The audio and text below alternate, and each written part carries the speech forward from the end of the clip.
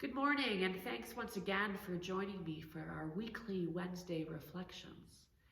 This week, I was out driving in the countryside here by the church, and I was thinking just how much I really do love a drive and explore when I'm out abroad in my travels.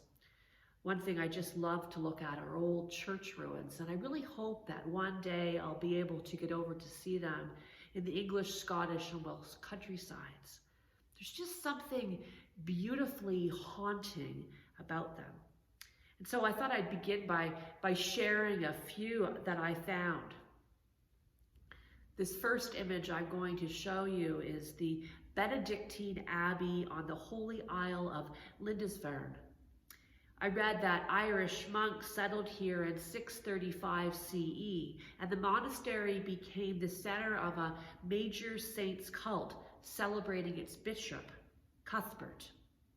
The masterpiece known as the Lindisfarne Gospels was created here in the early 8th century. The ruins now visible are those of the 12th century priory, which claimed direct descent from the early monastery. Let me share it with you.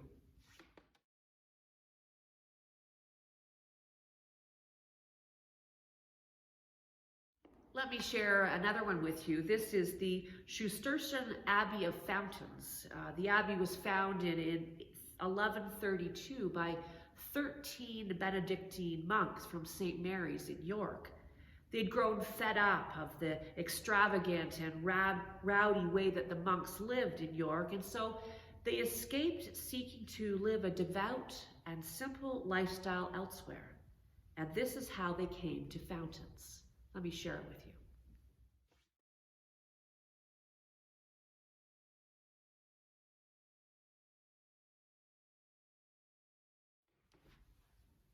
And one last one for you. Here, I would like to share with you the Abbey ruins, which are attached to Holyrood Palace in downtown Edinburgh. The Abbey was founded in 1128 by King David I.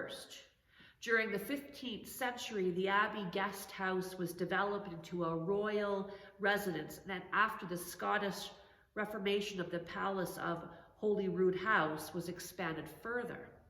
The Abbey church was used as a parish church until the 17th century and has been ruined since the 18th century. The remaining walls of the Abbey lie adjacent to the palace at the eastern end of Edinburgh's Royal Mile. I read the rood is the Scots word for cross. So Holyrood means holy cross. Let me share it with you.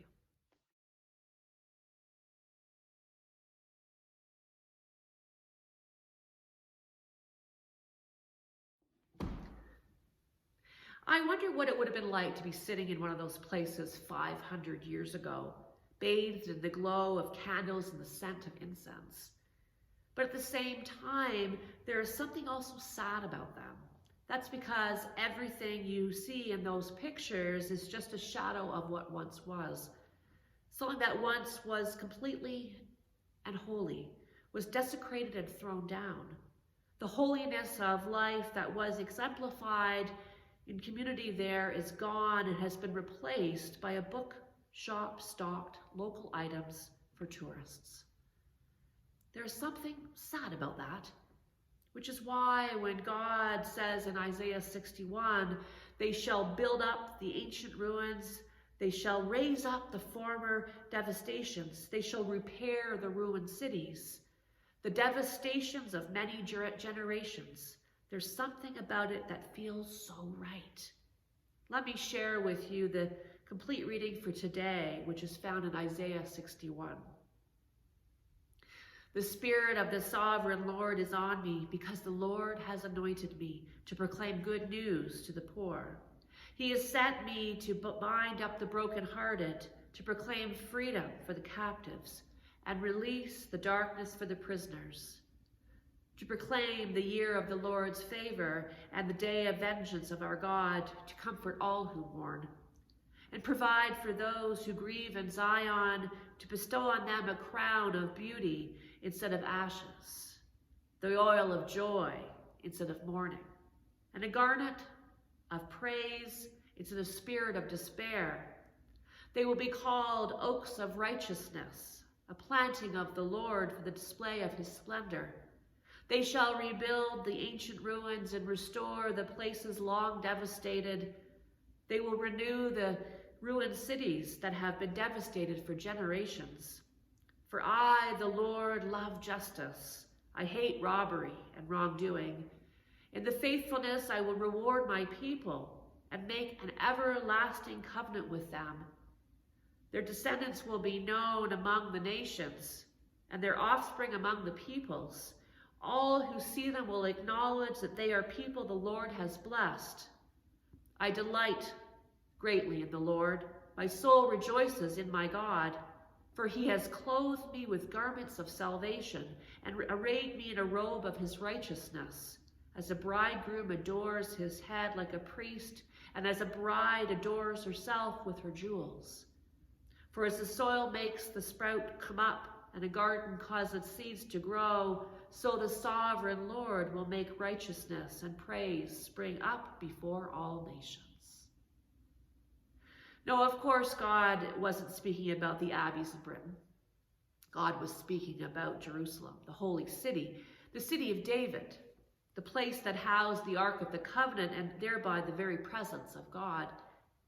It was in ruins, but those ruins will be built up and repaired, not in an act of historical refurbishment, but in a new way, in a new form.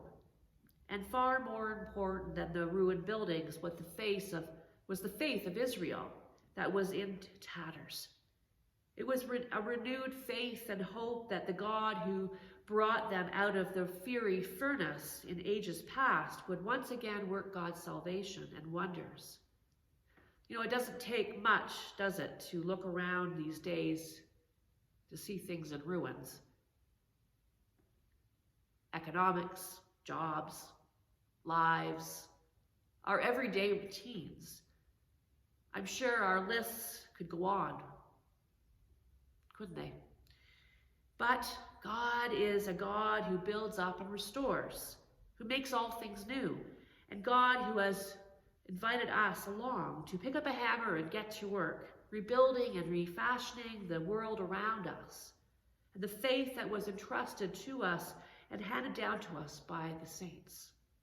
God does see. God does care. These words of Isaiah give hope that there is a way through the ruins. Here between the expectation of heaven's peace and the world's pain, these words proclaim that God is poised to do something about the discord of the people, so that we can be agents of rebuilding, refashioning, and hope. Let me finish today with the poetic words of Teresa of Avila. This is from 1515 to 1582 when she was alive. Christ has no body but yours, no hands, no feet on earth but yours. Yours are the eyes which he looks compassion on this world. Yours are the feet with which he walks to do good. Yours are the hand with which he blesses all the world. Yours are the hands, yours are the feet, yours are the eyes, yours are his body. Christ has no body, not by yours, no hands, no feet on earth, but yours. Yours are the eyes with which he looks compassion on this world. Christ has no body on earth but yours. May you use those blessings that have been given to each of us. Be the hands and feet of Christ as you walk into this week. Amen.